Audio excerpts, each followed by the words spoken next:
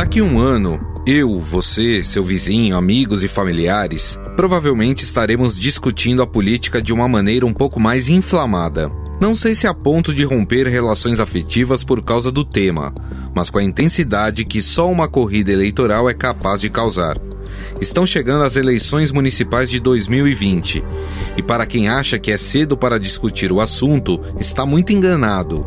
O meio político sempre se movimenta em torno de um novo pleito, e muita coisa já está em jogo para o ano que vem. O financiamento eleitoral, o fim das coligações, a permanência da onda conservadora, o potencial de Bolsonaro como cabo eleitoral, o papel do ex-presidente Lula e a falta de coesão na esquerda. Eu sou Gustavo Lopes e este é o Estadão Notícias, que hoje vai analisar estes vários aspectos da eleição de 2020, com as participações do editor da coluna do Estadão, Alberto Bombig, dos repórteres de política, Adriana Ferraz e Ricardo Galhardo, e do cientista político Humberto Dantas. Estadão Notícias. Quando começamos a XP há 18 anos, chamavam a gente de garotos. Agora que estamos transformando o jeito que o brasileiro investe e que nos tornamos uma das maiores instituições financeiras do país, ninguém mais chama a gente de garotos. Até porque tá bem claro que não somos nós que brincamos com o seu dinheiro. Para os que acreditam no impossível, nós somos a XP Investimentos. Acredite, xp.com.br. Estadão Notícias. Saúde e educação é a solução. É lutar por melhores salários. Eleja um vereador comprometido. Ainda resta uma esperança. Um vereador de peso. Um abraço e um beijo no Kate Marrone, a loura da saúde, mulher no poder, que tal votar pra ver? Cowboy maluco, beleza? Não conta história. Falta um ano para as eleições municipais pelo país. Mas não pense que esse pleito será como os outros. Ao longo do programa, vamos destrinchar alguns temas que tornam a disputa por cargos nos executivos e legislativos das cidades em 2020 um dos mais interessantes. Nas eleições do ano passado, assistimos ao crescimento da direita. O Congresso Nacional hoje é o mais conservador dos últimos anos. Não poderíamos mais continuar flertando com o socialismo, com o comunismo e com o populismo e com o extremismo da esquerda. Grande parte dos eleitos utilizou as redes sociais como forma de divulgação, contrariando a máxima da importância do tempo de TV e rádio para a eleição de um candidato. Se não fosse a rede social, se não fosse a internet, se não fosse o engajamento voluntário das pessoas, a gente não conseguiria ter esse sucesso. Afinal, a onda da direita vai permanecer forte nas eleições municipais? O antipetismo ainda dará as cartas? E a estratégia de se comunicar pelas redes sociais vai se consolidar? Convidamos o editor da coluna do Estadão, Alberto Bombig, para responder essas questões. Conversei recentemente com um pesquisador muito experiente, que está nesse ramo desde outras eleições e sabe muito bem ler pesquisas, tanto as qualitativas, né, quanto as quantitativas, né? E ele acha que a onda conservadora ainda tem força. Pode não ser a mesma força da eleição passada, mas a onda conservadora ainda deverá ter uma importância muito grande nas eleições do ano que vem. Independentemente do sucesso ou não do governo Bolsonaro, independentemente ou não de gostar ou não do desempenho do Bolsonaro até aqui, ele acredita que o eleitorado ainda vai buscar uma opção mais de centro-direita nas eleições, né? Agora, de qualquer forma, nós vivemos um momento muito antagônico, de muita polarização no país, né? Então, se você tem uma onda conservadora ainda forte, a tendência é que você tenha um outro polo também muito, muito consolidado, né? Ou seja, resumindo, é provável que a gente tenha de novo uma eleição com um centro fragmentado e talvez enfraquecido. A gente está acostumado a dizer que é importante fazer coligações, porque cada partido que você acabe agregando ao seu conjunto político, você acrescenta em tempo de TV, em tempo de rádio. Mas o que a gente observou nas eleições de 2018 foi um fenômeno diferente com o Bolsonaro, né? O Bolsonaro fez a sua campanha praticamente ela toda nas redes sociais, né? Ele tinha um tempo muito pequeno de televisão. Dá pra gente esperar que esse tipo de campanha mais focada em redes sociais vai se repetir nas eleições municipais? Eu acho que a eleição do ano passado, de 2018, ela mostrou o seguinte: só televisão não vai ganhar a eleição. Isso acho que não vai acontecer nunca mais. No passado já ocorreu de candidaturas ou candidatos com muito tempo de TV, alianças enormes, e a televisão ter sido decisiva. O recado das urnas no ano passado olha, não adianta você ter só a televisão que não funciona mais. Mas eu acho que assim, Bolsonaro não é um fenômeno só das redes sociais, né?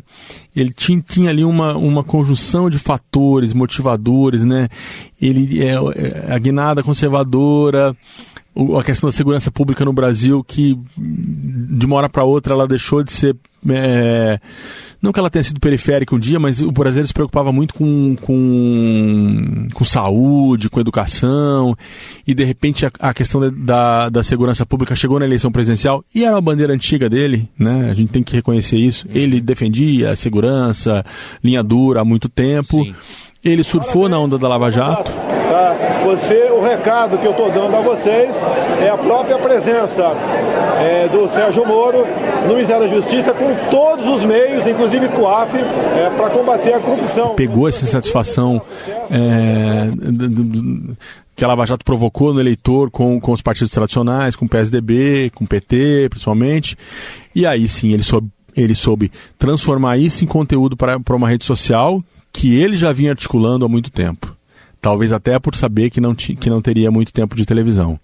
E aí essa mistura entre o que a gente hoje chama de bolsonarismo, nas ideias dos pilares do bolsonarismo, com as redes sociais, ela foi sim determinante. Agora, ele teve muito engajamento, né?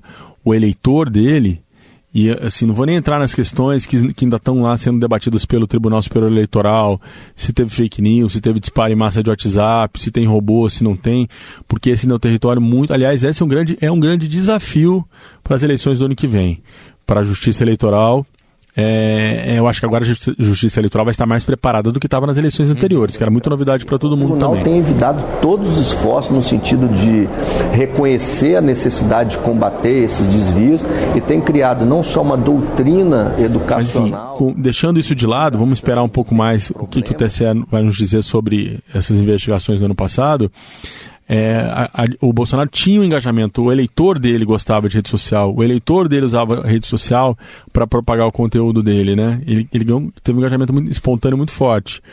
E aí eu acho que todo mundo ficou de olho, sim. Eu já sinto os políticos já se movimentando por ano que vem, muito focados em redes sociais, né? Agora, também não vai construir da noite pro dia. Não adianta você achar que vai mobilizar massas da noite para o dia, que eu acho que não é bem assim. E a televisão continuará tendo um papel importante, e acho que um pouco maior numa eleição municipal.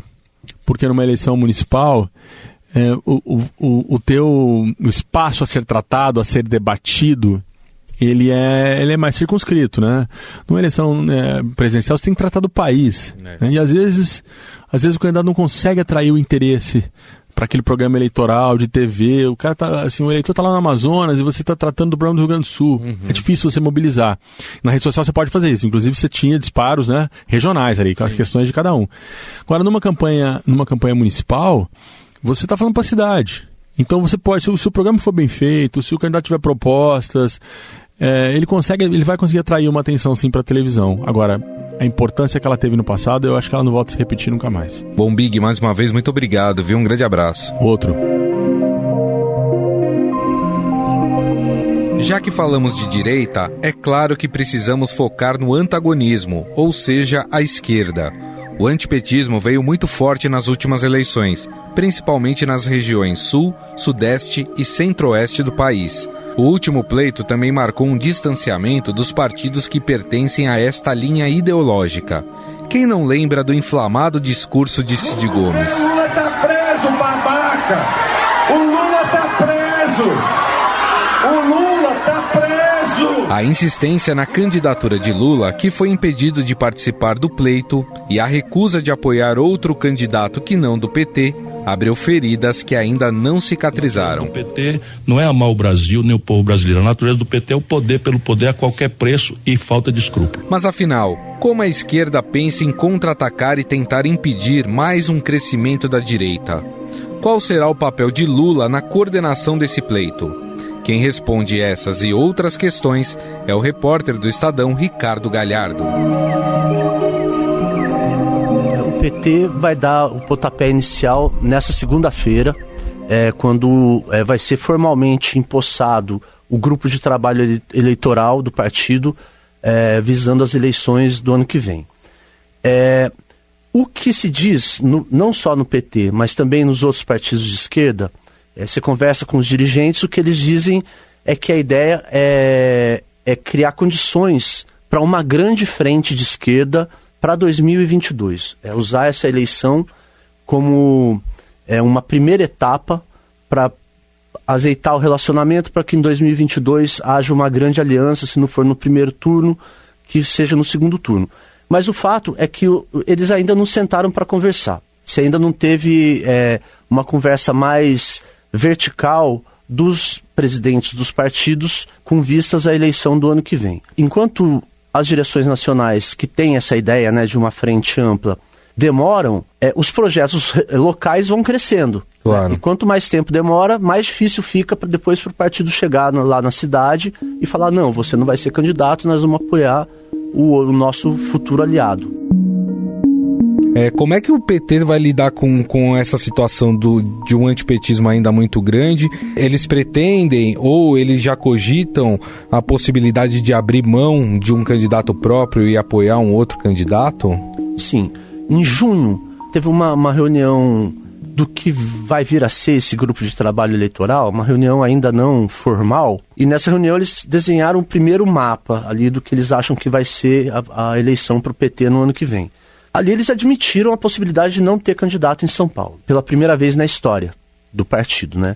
A gente publicou isso na época, aí no dia seguinte já tinha nota dizendo não, nós vamos ter candidato sim, etc. Mas o problema o partido enfrenta alguns problemas aqui na cidade. Tem uma pesquisa recente que eu tive acesso, duas, na verdade, de 2 pré-candidatos, mostrando que o PT sai muito bem, larga muito bem na disputa eleitoral aqui em São Paulo, com 15%. Tem uma dessas pesquisas que mostra que qualquer que seja o nome, já sai com 15%. Se o nome for o Fernando Haddad, que diz que não quer ser candidato, isso sobe para 25%. O problema é no segundo turno. Uma dessas pesquisas mostra que a rejeição do partido aqui na cidade de São Paulo é de 64%. É quase o dobro do que os outros partidos têm. É claro que campanha eleitoral serve justamente para isso, né? Para você enfrentar esse tipo de problema. O problema é que isso está dificultando para o PT, isso não acontece só em São Paulo, acontece em outras cidades, e está dificultando para o PT fechar alianças. Por exemplo, aqui em São Paulo, por mais que o partido fale que vai ter candidato, eles estão conversando com o Márcio França, com o ex-governador Márcio França, que deve ser candidato pelo PSB. E o Márcio França, ele está em dúvida se ele aceita ou não o apoio do PT. Porque o apoio do PT com certeza colocaria ele no segundo turno, mas dificultaria muito no segundo turno. Muita gente tem me perguntado e eu quero deixar bem claro, eu não apoio o PT. Batalhei muito para que meu partido ficasse neutro aqui em São Paulo nessa eleição. E essa vai ser minha posição até o final. E o risco é o PT ficar isolado em capitais importantes para não terem que carregar o antipetismo. O ex-presidente Lula está em vias de talvez entrar num regime semiaberto. Isso daria a ele a possibilidade de ser um cabo eleitoral. Existe essa análise também em ter o Lula como cabo eleitoral ou não ter o Lula como cabo eleitoral? Isso vai ter um peso muito grande? Vai ter um peso muito grande. Principalmente nas capitais do Nordeste, né, nas grandes cidades do Nordeste, onde o Bolsonaro enfrenta os piores índices de aprovação e o Lula ainda é muito bem visto. Com certeza, nesses estados, os candidatos vão querer o apoio do Lula. Agora, essa ordem dentro do PT de que é para priorizar uma aliança, partiu do próprio Lula. Ele falou para mais de uma pessoa a mesma frase: a gente tem que apoiar quem tiver melhor. Em cada lugar a gente tem que apoiar quem tiver melhor. Não tem chance, porque, sinceramente, eu acho que não tem chance. Eu acho que na hora mesmo pessoas que hoje pensam terão vergonha de dizer que vão votar. Mas isso não é tão simples assim. Você pega, por exemplo, o caso de Recife. Em Recife, o PSB, eles têm 2 prioridades para o ano que vem, que são São Paulo, Márcio França, e Recife com o João Campos. Mas lá o PT tem a Marília Reis, que também está muito bem posicionada nas pesquisas e já foi sacrificada no ano passado, que ela queria ser candidata a governadora e aceitou retirar a candidatura por pressão muito grande do PT para que o PSB ficasse do lado do PT no segundo turno da eleição. Então, essas questões regionais são muito difíceis de resolver. Galhardo, mais uma vez, muito obrigado, viu? Um grande abraço. Mais uma vez, quem agradece sou eu. As eleições municipais de 2020 servem também como um termômetro para a próxima eleição presidencial. Isso porque políticos de olho no Palácio do Planalto vão testar sua força através de seus candidatos. Resolvemos fazer um recorte dessa situação, pegando como exemplo a cidade de São Paulo, por ser o maior colégio eleitoral do país. A repórter do Estadão, Adriana Ferraz, conversou com Emanuel Bonfim sobre o assunto. O que a gente já pode dizer sobre São Paulo, sobre as movimentações até agora, Adri? Olha, São Paulo, de novo, nós vamos viver uma eleição em que o prefeito não foi eleito pela população no voto direto na eleição passada. A gente tem um prefeito que era vice. Isso já aconteceu em São Paulo com o Gilberto Kassab e ele conseguiu a reeleição. Aliás, isso é uma coisa... É um fenômeno isso, né? É um fenômeno. E é uma coisa assim, em São Paulo, é muito difícil o prefeito ser reeleito. Só o Kassab conseguiu isso desde que a reeleição passou a ser permitida em 1997. Ele vai ter apoios costurados pelo João Dória, o governador, que todo mundo diz que não vai ter só o Bruno Covas de candidato, mas oficialmente, por ser do mesmo partido, ele deve costurar aliados aí, apoios importantes. O DEM já disse que vai com o Bruno Covas, o PSD do próprio Gilberto Kassab pode ir ou pode ter candidato próprio, que é o André Matarazzo.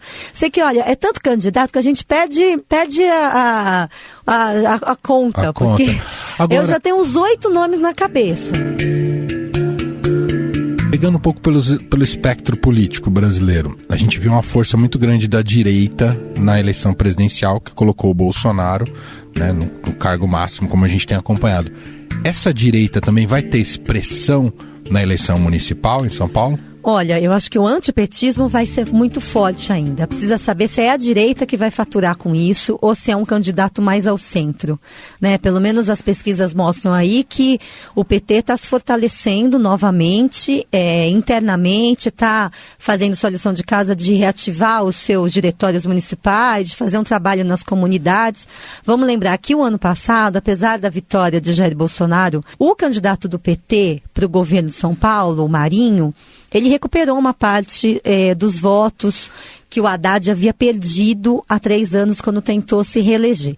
Então, não imagino o PT fraco nessa eleição. Precisa saber o nome, precisa saber se o próprio Fernando Haddad, que é o candidato, aliás, quase que o único nome do PT, se ele vai aceitar vir para essa disputa depois de ter tentado a presidência. Agora, não é só o PT pela esquerda que esse ano vai tentar levar a prefeitura. O próprio Márcio França, que foi governador do estado, era vice do Alckmin, teve uma votação muito expressiva na capital o ano passado, ele 58%, votos, né? Ganhou disparado do Dória aqui na capital.